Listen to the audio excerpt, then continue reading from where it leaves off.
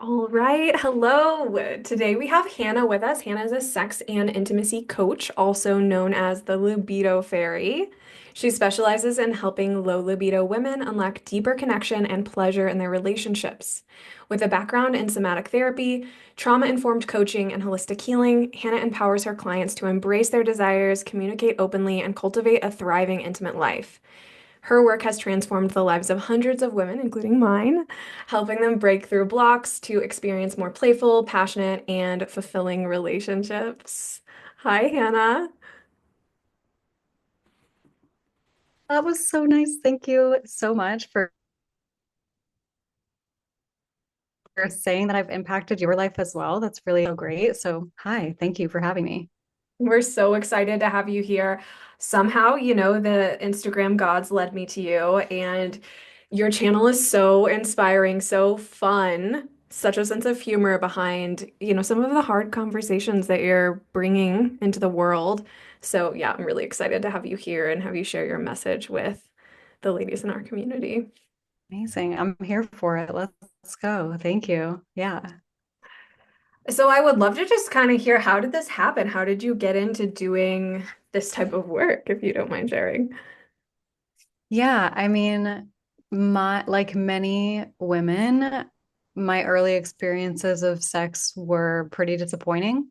Of course, some people have exciting, wonderful, fantastic first experiences with sex. For me, that definitely wasn't the case. I didn't have any education, didn't know what I was doing. The first relationship I had was very emotionally abusive, and so the sex we were having was like pretty non-consensual. And the first few years of my sexual experiences really felt like they were for other people and not for me. Like I received validation and I received them liking me, but I didn't receive pleasure from those experiences. I didn't have an orgasm until I was 26 or 27. Yeah, 26. And yeah, sex was always something that felt like a, yeah, something that was for other people, like almost something I could trade instead of something that was like mine.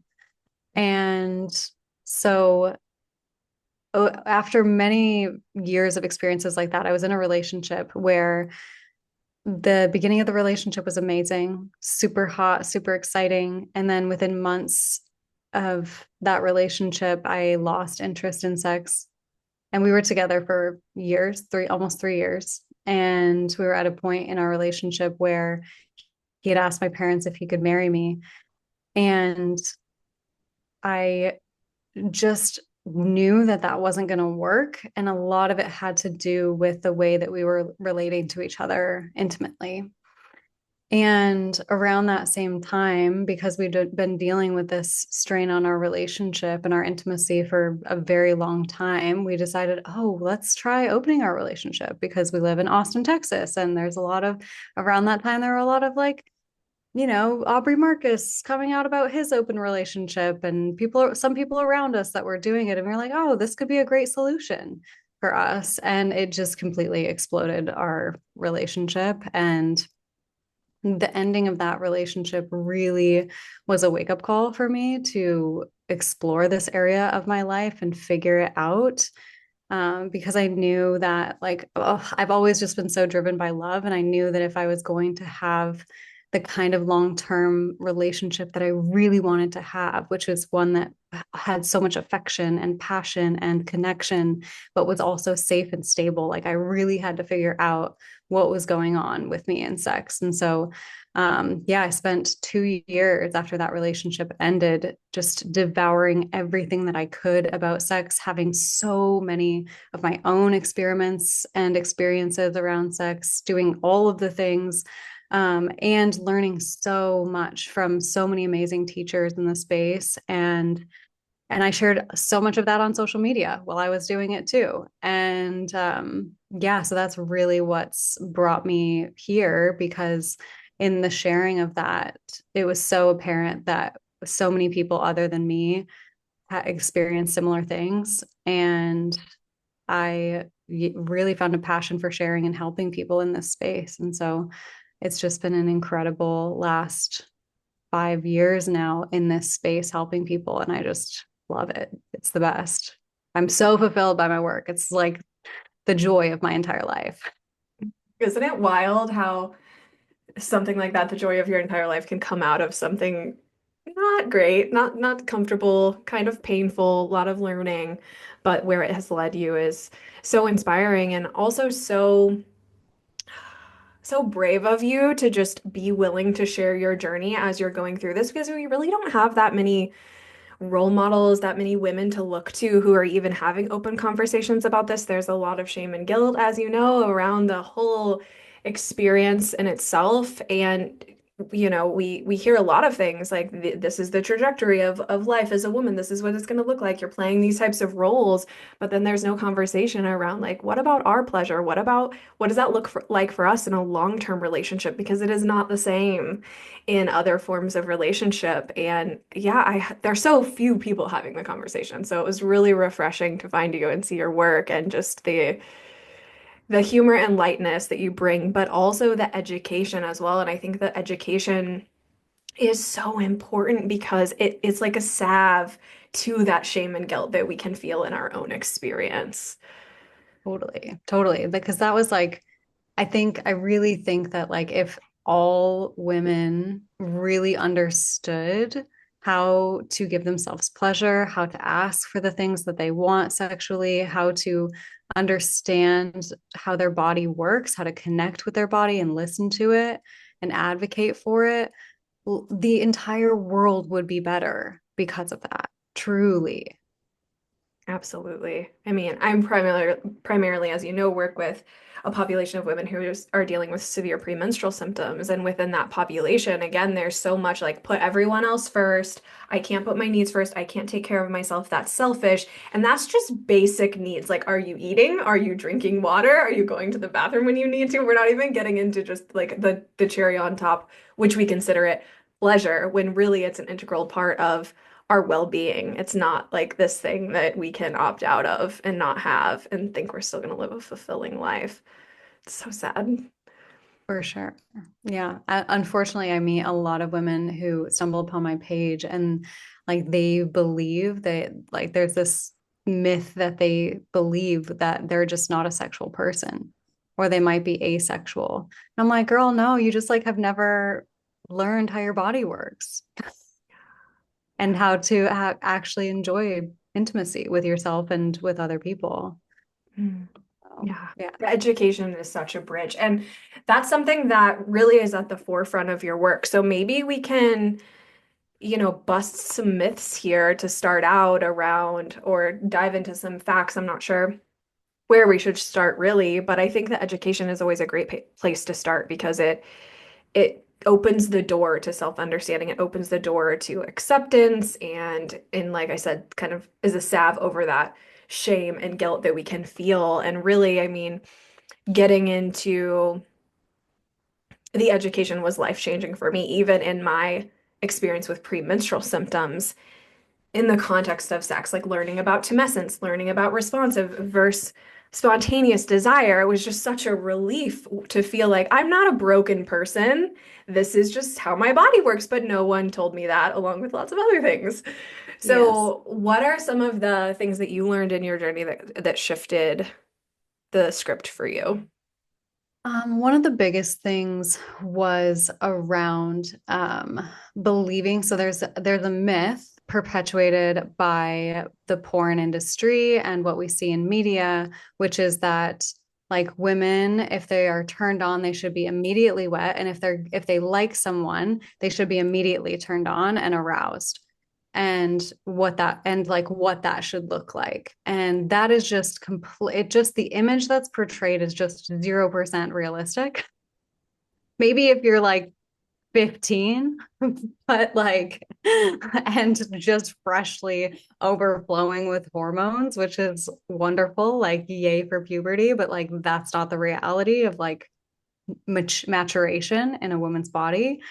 And so the antithesis of that, or like how it actually works, is that in a woman's body, or really in anyone's body, in sexuality, there's two systems at work there when it comes to turning on. There is something called a sexual inhibition system and something called a sexual excitation system. And we can think of this as like accelerator and brakes, or turn on and turn off. That's the exciting or the inhibiting. And though they're happening at the same time. And so most of us, when we start to get excited or turn on, what's happening is, like, for the most part, the turnoffs have been turned off. So the inhibitions are lowered and the excitement is higher. The things that turn us on are higher. But everyone has a different combination of sensitivity in their accelerator and their brakes. So, and that changes over the course of your life as well. So sometimes what will happen is maybe you're fatigued, or maybe you haven't eaten that day, or maybe you're depressed or highly anxious, or maybe your parents are in the next room. Any number of things, right? You could be doing all of the things that usually work to turn you on, to hit the excitement buttons. But if the things that turn you off are happening at the same time, there's nothing that is going to actually get you excited. So that learning that was such a light bulb moment for me, because I was like, oh, actually, if I really want to get turned on, what would work better is if I just take away the things that are pushing down my brakes, that are inhibiting me. And so I think that perspective shift is massively supportive, to think about, like, okay, what really inhibits me? Is it the dirty laundry? Is it my stress levels? Is it something in the relationship dynamic? Is it that I don't feel supported or seen by my partner or appreciated by them? Or is it we're too close? There's suffocation in the relationship, or too much closeness. And when you think about, okay, what are all of these things that hit my brakes, you can massively change your ability to get turned on by doing that, which is not talked about. Yeah, I mean, I think we just so often jump to the relationship is the problem, right? Or I'm the problem, or they're the problem, my partner. And it reveals such a lack of education there, because there's a lot of complexity to a lot of complexity to this that we just haven't been made aware of. And it's so damaging to the relationship when you're turning on the relationship and it's like, okay, well, I must not love them enough, or there's something wrong with our relationship, rather than there's something wrong with the dynamic of the situation that is inhibiting my ability to feel the way I want to feel in this scenario. And it also, something else I wanted to bring up that I'm sure you encounter all the time, and I'm curious to hear your take on this. I know you talk about this in different contexts, but how media, and I mean, of course, porn is an aspect of that, but even just regular media impacts kind of our perception of what intimacy looks like, what a relationship looks like. Obviously, that turn on and being automatically turned on. I mean, in any sex scene, it's like 1 second of kissing and then sex is started, and that's just not realistic. So obviously, we've debunked that. But the other aspects of kind of misconstruing what intimacy over the long term looks like, because Mm. it never really is portrayed in that cinematic sense. And I think a lot of us just naturally and unconsciously base our relationships off of what we see in media. And it's kind of a detriment, right? For sure, for sure. I actually, there's like two big ones that I think are really, really critical to understand. One is around penetration, and one is around like the energetic of the relationship. So I'm telling you this so that you remember to remind me to come back to both of them. So around penetration, that is basically the only sex that is shown in media. It's like, this is the fireworks. Penetration is the peak. Penetration is the main event, and it's penis and vagina, and that's what you should do. And you should look like you're really, really, really enjoying it by like moaning these crazy moans and like breathiness, and like have an orgasm every time from penetration. 85% of women cannot have an orgasm from penetration alone. Right? Just mic drop that for a Yeah. second, because I could get into a whole bunch of anatomy stuff around this, but I won't. Essentially, the equivalent is uh like a woman only receiving penetration with absolutely no additional clitoral stimulation is the equivalent of just playing with a man's balls and expecting him to have an orgasm. Like it might feel good, might be nice, but it's not going to hit the same buttons that would be hit with like around the shaft or around the tip of the penis, which is like the same tissue that is in the clitoris. This, and even more nerve endings in the clitoris specifically. So I highly recommend if you are listening to this and watching this to do a little anatomy lesson, Google, do some Googling about the Yeah, clitoris. let me, And oh, sorry, there's a delay. you've got one. Yeah, I'm gonna pull it out because for those of you here, I feel like you should see this. And if you're watching on YouTube, I should have grabbed this before we started. But again, Yes, mic here we drop. go. Yeah, if you haven't taken an anatomy lesson, right? This is what we see. This is what we think we're dealing with here. This is the clitoris. Really, in dissection, this is actually you know, It's so obviously this is big. a little bit bigger probably than anatomically correct, but that's really what's under the surface of what we see. Yes. So, as we'll give a little pleasure anatomy lesson here, I'll show you with my fingers here. So, what is going to be most pleasurable for most vulva owning bodies is stimulating the labia on where the bulbs, where the legs of the clitoris are. So, pressure here on the outside of the on the labia. Obviously, stimulating that tip that is in the clitoris. The clitoral tip has a hood. Sorry if my internet's a little bit laggy. I really apologize for that. Um, if you pull back the hood, there's that really beautiful, wonderful tissue right there. For some women, that's like direct stimulation of the clitoral tip is really overwhelming. That's super normal. You can stimulate all around on the outside. Pressure is really, really nice. Rocking, grinding, those are really, really good for making contact and supporting that stimulation. And then right inside. So, shallowing is a technique where you essentially use either a toy, a finger, or a tip of a penis to rub right around, right inside of the vaginal opening. The first 1 to 2 inches are going to have the most nerve endings because of the clitoris and the legs on the how it is sits behind the labia. So those are going to be the fastest routes to pleasure on a vulva, and typically not penetration. So expanding just the repertoire of like what is possible, I think is really important, as far as like what will give a vulva owning person's body excitement and pleasure is very different than what will give a penis owning body pleasure. And that's fine. That's totally good. Yeah.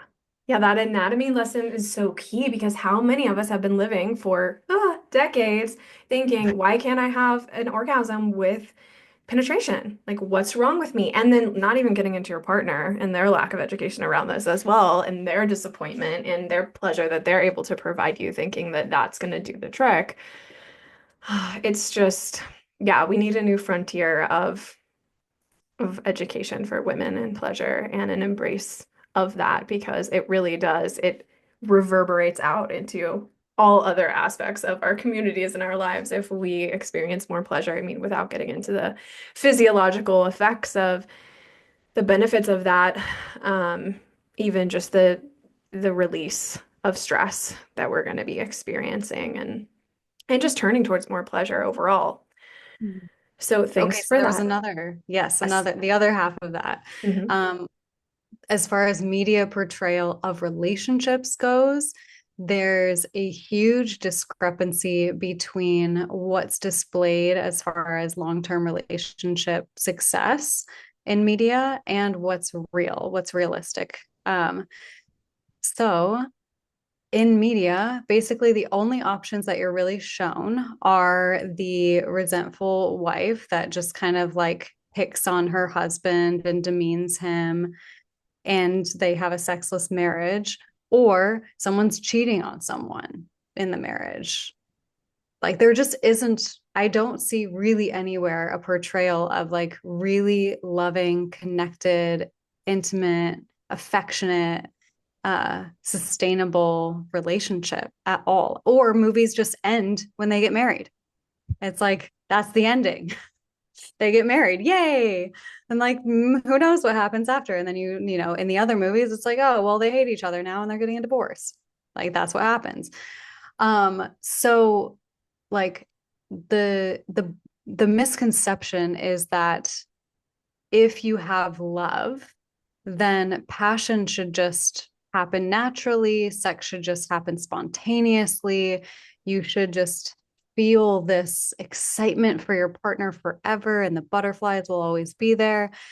And it's been my experience that that happens when a relationship is toxic, not necessarily when it's safe, stable, reliable, connected, and like there's like great communication and you feel really secure. Oh, I'm so glad you're pointing this out. Both, yeah, the media portrayal. I mean, that's just comical in a way. At a point, it's so frustrating that we just have to laugh about it because how many women are living in marriages and just like, hey, can we get a representation of like what this is supposed to look like? What am I doing here? What's normal? What's not? Nope, none, zero. And then the toxic aspect. So this is something I personally experienced for so long where I thought, oh, this really high quality sex is happening in these scenarios. And then I learned about attachment theory and attachment styles. And then I am married now and I'm in a long-term relationship for the first time, a healthy one, because I had, such severe premenstrual mood symptoms that, my life was like a soap opera for a long time. But kind of recalibrating to reality of the perception on that those experiences were fueled by a toxicity that created a passion that is well represented in the media that we see, but again, not reality. And that confusion between what is good sex versus what is not, and having to understand that kind of yeah, toxic relationship element that drives the passion. Oh, that's hard, that there's like trauma that comes with that and Yeah, confusion, but it's crazy to get to a point in your life where you're able to look back and see that so clearly of what was really going on here, what was really driving some of that passion, like long distance relationships, open relationships, cheating and lying and like all of this drama. It can fuel the idea and the perception of what is good intimacy, but really there's a lot more to the context in those cases. for sure. I mean, a lot of the sex that comes out of that feels really exciting and passionate because you feel insecure, and the sex is a way to salve the insecurity. It's like, oh, yes, it's so painful because we're apart and I might lose you tomorrow and you might leave me and da da da, and all of this insecurity that's there, that when you're together, it feels like such relief because it's the one moment where you feel like, oh, everything is good here. And it just that's what really fuels that like attachment and excitement and like the passion there, and how good those chemicals feel is because you're so deprived of the connection and the safety. Yeah, And you're riding so on adrenaline.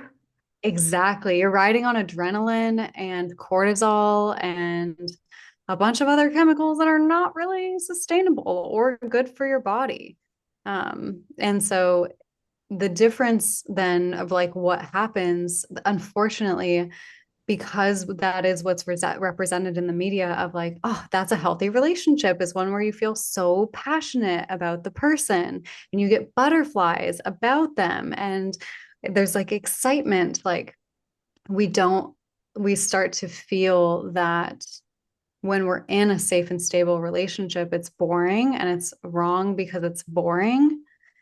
And especially if you grew up in a home that maybe didn't have very good representations of healthy love, you also feel like that's wrong because you have an internal coding of what love is supposed to look like and what that representation is supposed to look like. And then if you have something different than that, that actually is safe and stable, you'll be like, mm-mm, this isn't right. There's something wrong about this. You will sabotage it because you believe that what it's supposed to look like is actually the unhealthy one. So yeah, it sucks.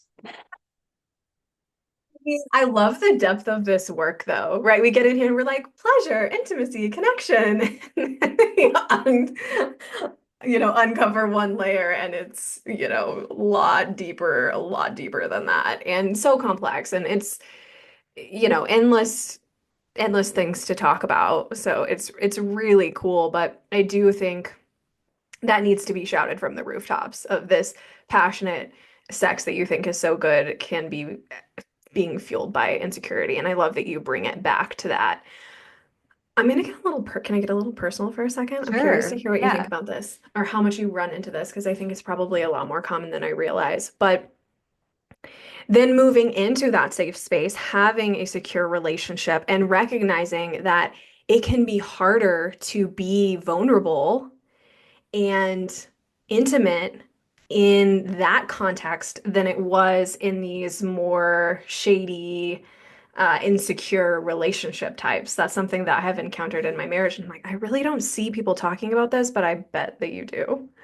Oh, for sure. I mean, the part of what will happen when like libido gets low is actually they just have, and I say this all the time, that the women just that are coming to me, they just haven't had really an experience of what true, open, vulnerable, completely heart open, completely surrendered sex is like with someone, because all of the sex they had in the past, they had walls up, and it was like, oh yeah, this is just a fleeting person, this is not a totally safe situation.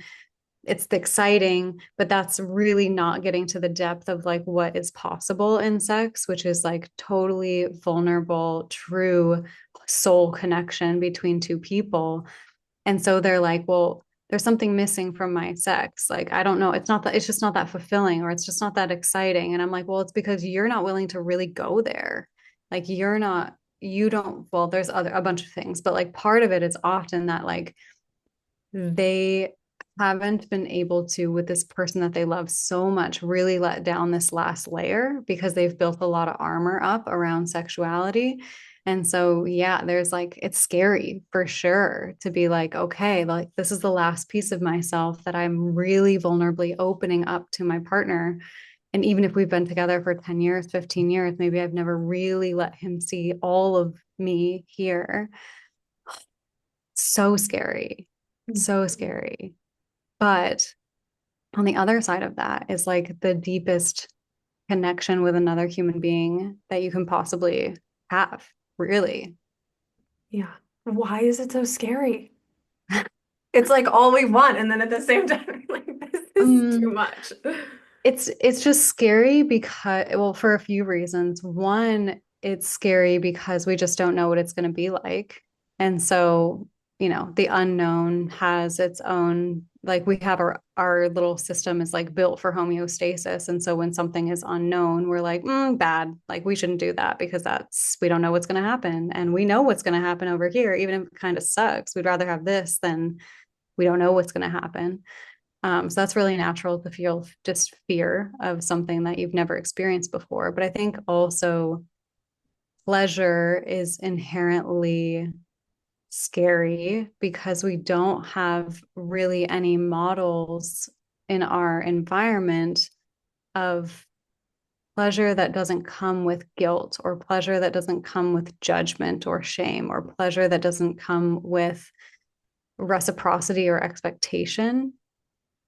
And so there's like a fear of it because it's like, oh, well, if I really go deep into that pleasure, oh, something bad's going to happen, or like I'm going to have to earn it, or like something bad might happen afterwards, or I'm going to be taken advantage of. There's just so much that can come with that for Yeah. someone. Yeah. Oh, it's getting steamy in here. Okay, I want to circle back because something that was really shocking to me was starting to understand, and we touched on this, but starting to understand the difference between low libido and responsive desire. Because so often I'm working with women, I myself am like, oh, I have low libido. And then you learn, okay, wait a second, that's not the full story. There's a lot more to this. So talk to us about that. Yeah. So I learned probably, I would say 5 years ago-ish now that there actually are more than one types of the way that desire is experienced for people. For some people, the experience of desire is seems to come out of the blue, seems to come on really fast. They obviously have like very low in sexual inhibition system, and so they get excited really easily, seemingly out of nowhere very quickly. And so that's often referred to as spontaneous desire. Um, the other kind of desire, which is also completely valid, is responsive desire. And so responsive desire often looks like requiring some physical stimulation, requiring a certain set of emotional contexts or environmental contexts to then build to arousal and then experiencing desire. So the way that one person's body might work could be they experience desire. They're like, I want, like a mental decision of, I want to have sex.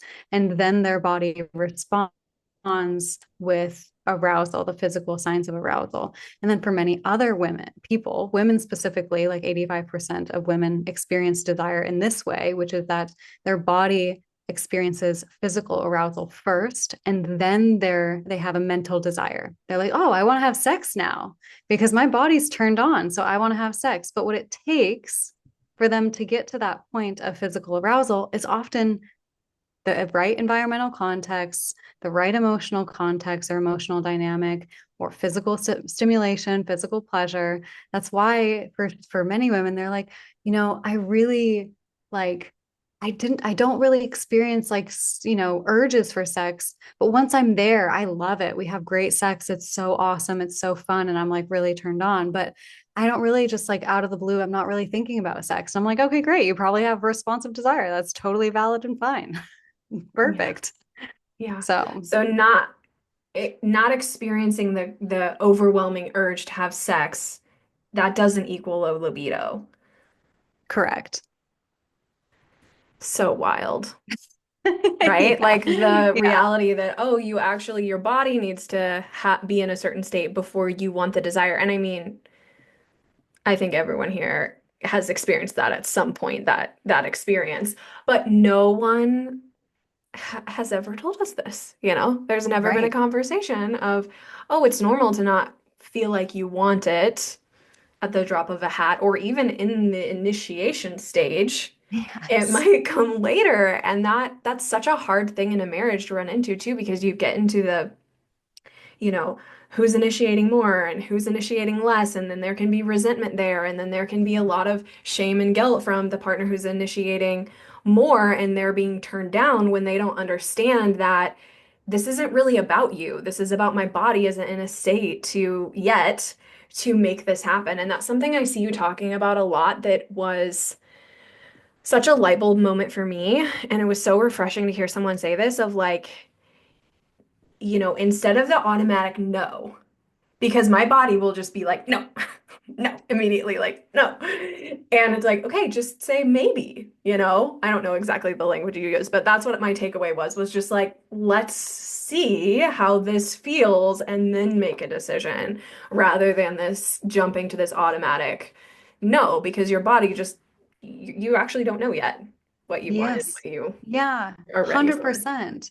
Because like if my partner comes to me, he's already aroused. He comes to me and he's like, "Do you want to have sex?" In that moment, I had no time to prepare. I had no warm up, no inclination that this was going to happen.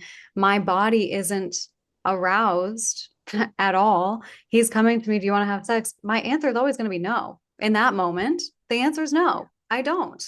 But if I know that because I have responsive desire, what's required is actually warming me up and taking time and talking together and laying down and cuddling and just like laying together naked and letting my body relax and context switching and giving myself time to do that context switch, then I can actually be in a place where I can answer that question honestly if I want to or not, because I've really space to warm up to the idea and feel ready and open. And it's also okay if I get to that point and it's like, okay, well, still no. Like Yeah. now I'm actually, I'm warmed up and I'm here and I like being here with you, but the answer is like, I don't want to have sex. That has to also be okay Mhm. if this is what you're going to explore in the relationship. Yeah. Yeah, it's so fun thinking about it more as an exploration because it requires so much education for yourself. And then, the reality is it's going to fall on your shoulders to educate your partner about this most likely. And so there's time, there's communication, and all of these things can be challenging especially if you have been struggling with intimacy and connection in your relationship. Although it can give some footing to why and create some distance between it's the relationship, it's my partner, it's me, and Yeah. hey, there's more to look at here. Um, yeah, the what did you say? The context switching. Like Yes. just giving yourself the time to move out of your head and more into your body, which is easier said than done. Yeah, definitely. I mean, I think that's so the thing that I recommend for my students, my clients, is something called a bridging activity. And so you can think of it like you're literally building a bridge between the two contexts, between everyday life or mom or businesswoman or employee and lover. Like those are two different roles, two different hats. And going like immediately from one to the other really doesn't work for most people. For some people, totally does. They like want to get fucked in the middle of the day. Love that for them. For me personally, I'm like, I am in work mode all day, and it's going to take me some time to get out of work mode and into intimate partner mode. And so, a bridging activity is something that you can do to bridge between those two contexts. So some of the things that I recommend for bridging activities, my favorite is going for a walk. This is the routine for me and my partner. We go for a walk, we take a shower, and then we lie down together and just cuddle naked, skin to skin, with no pressure, no rush, and just like, okay, we're just going to lay here for a few minutes and see what happens. And like that bridge, that's enough time for me to like move through the energy of my day, wash off my day and like let that go, regulate my nervous system, and then be in connection and come into connection with him. And so things like massage, dancing, walks, talking about your day, showering, washing each other off. Those are all really, really good bridging activities for most people. Yeah. It's really, I mean, what's coming up for me a lot here is just like putting this in the box of self-care, right? Like, I think a lot of times, or at least I have encountered this now, which is new, we've been married for 4 years. We've been together for going on our seventh year. It flies by, so I'm losing track. But it can become just another thing on your to-do list, which is so sad and heartbreaking of like, okay, I just gotta get this done and have this like, let's move on, next thing, and that's not good for me. It's not good for my marriage. It's not good for my partner. Really like bringing a presence into it of this is a self-care activity where I'm taking the time to make this work for me and make this be an experience that nourishes me rather than just another thing that I have to do. Way different energy there, way different outcome there. Yeah. And I would love for you to speak onto this. We kind of like danced around it a little bit, but more specifically to messence, because that was something else that I learned where it was just like, wow, the time requirement for me to get the most out of this physiologically and in the pleasure sense doesn't quite line up with the timeline of my partner or like the reality of what we've seen in media and Yeah. everywhere. Yeah, for sure. So the average American couple's sexual experience takes about 12 minutes from start to finish. And for most women's bodies to become ready for comfortable, pleasurable penetration, it's anywhere from 15 to 30 minutes. Usually around the 20-minute mark is where you're going to see all of the physiological changes taking place that allow a woman's body to comfortably be penetrated. Now, of course, it doesn't take that long to orgasm. I know every single woman, well, no, this is not true. Not every woman. Many women have had the experience of let me just stick my vibrator right on my clit and then like I can orgasm in like 2 minutes. I'm not talking about time to arousal or time to orgasm. It's time to be ready for comfortable, pleasurable penetration because what happens is the body self lubricates, the um, blood flow increases to all of the tissue around the vulva, which is also supportive for increasing pleasure. And the vagina widens and lengthens in size.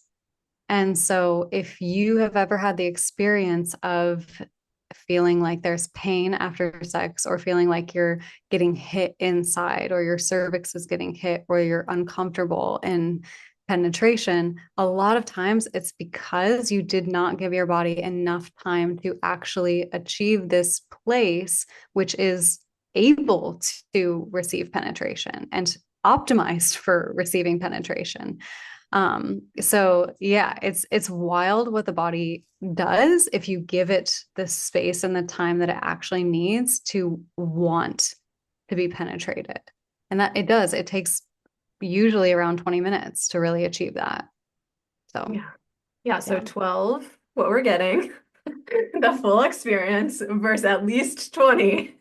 Very different, really, for the outcome of how we're feeling about the whole experience, especially if there's pain. We're not going to look forward to that. We're not going to crave that. We're not going to be open to the initiation over the long term.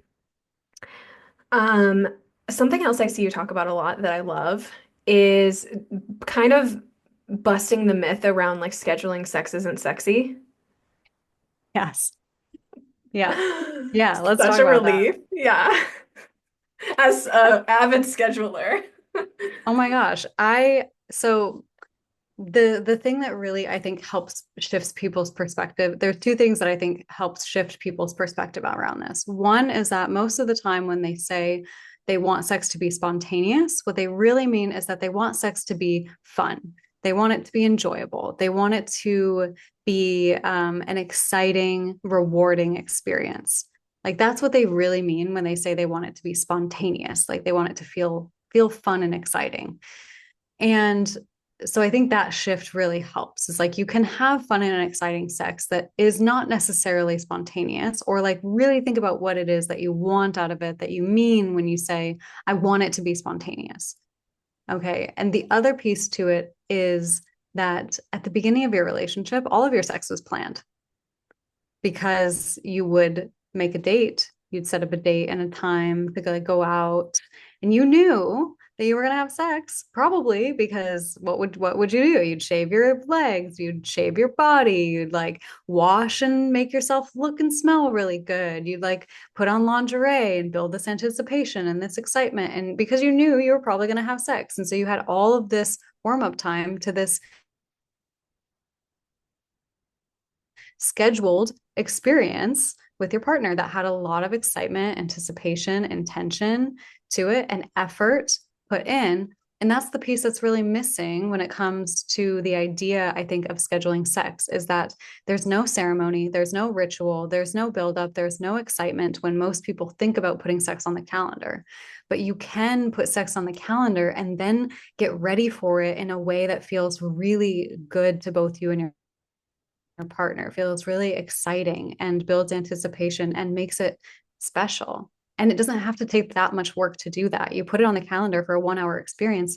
And then in the experience, you slow down, you light a candle, you put on music, you maybe do put lingerie on, and before the experience, you do take a shower and wash your body and prep and feel so good. And maybe put lotion on, Like there's just like it's just about bringing intention, like really bringing care and ritual into the experience that's going to make scheduling sex feel really good.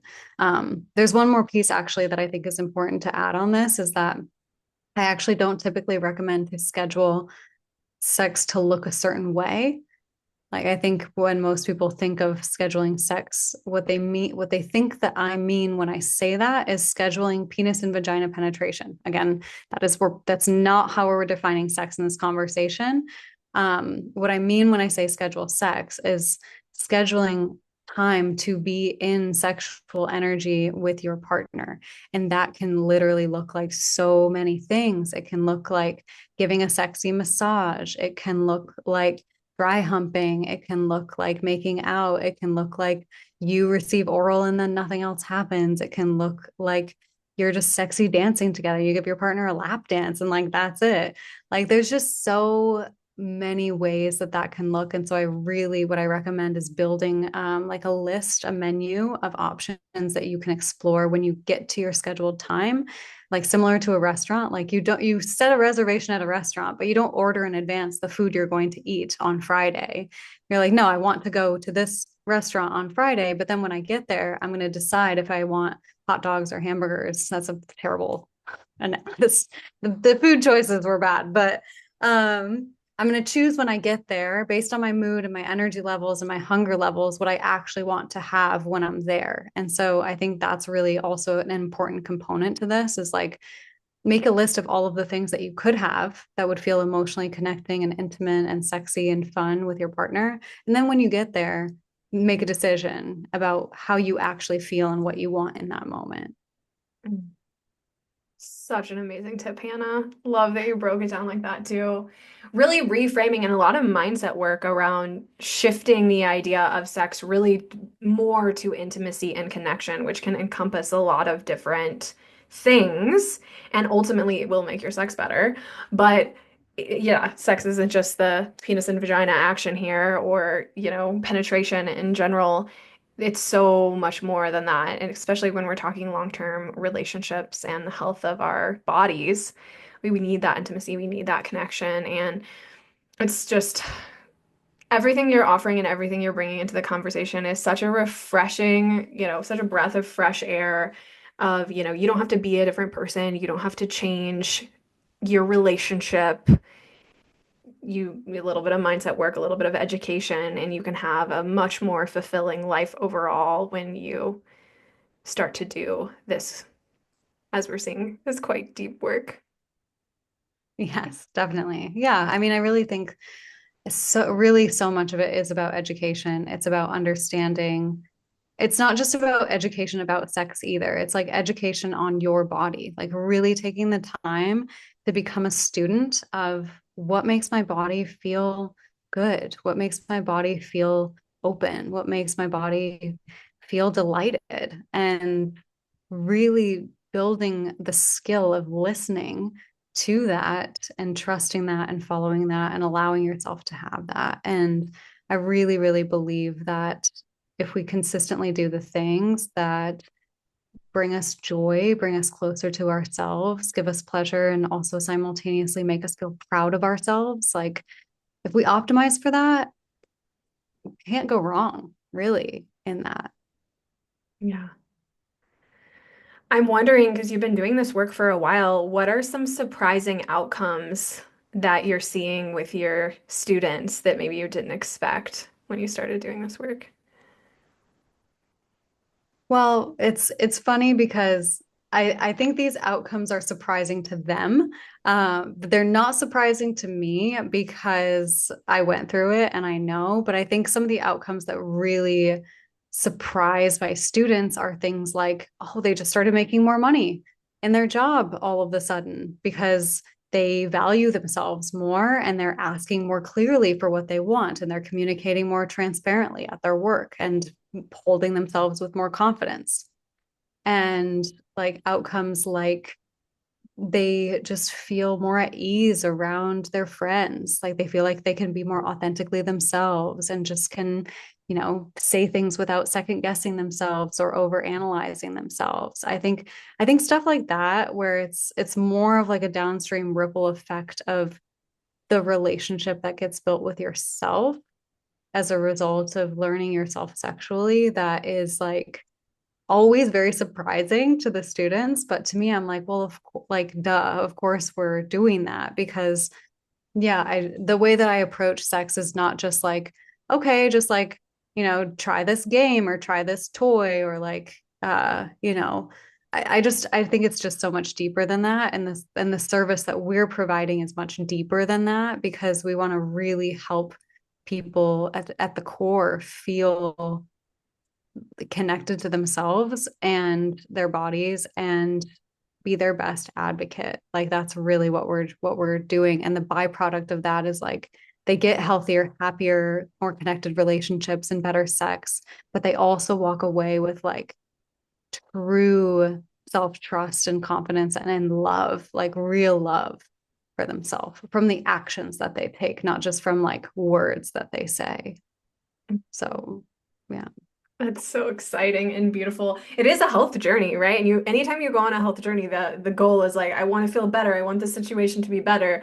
But you can't really see the full picture of what's going to come out of it. But yeah, to be on the other side and to see, yeah, you're going to be more self-confident. You're going to be better at communicating. You're going to trust yourself more. Like those obviously are going to be byproducts out of you healing your relationship with sex, intimacy, connection. But you can't start there, right? You No. have to go, you have to take the path to see where it leads Yeah, you. exactly. Yeah, totally.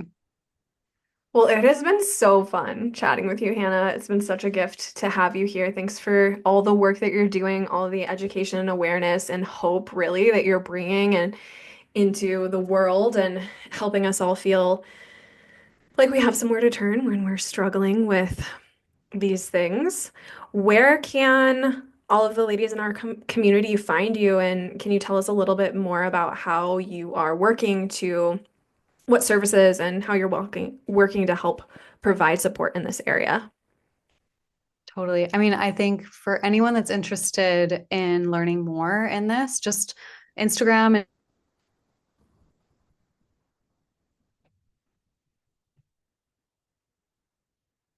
and YouTube are the two places where I spend the most. The Libido Fairy. No spaces, capitals, anything like that. It's just the Libido Fairy. And I provide a lot. Yeah, I mean, it's just, I do so much free education work and workshops and like stuff like that. And if you want into my world, like I would just start there, really. Yeah. Seriously, it's so fun. It's so It's so fun. fun. I Totally. love Oh, it. yeah, for sure. Well, check out Hannah at the Libido Fairy. You will not be disappointed when you head over to her YouTube and Instagram channels.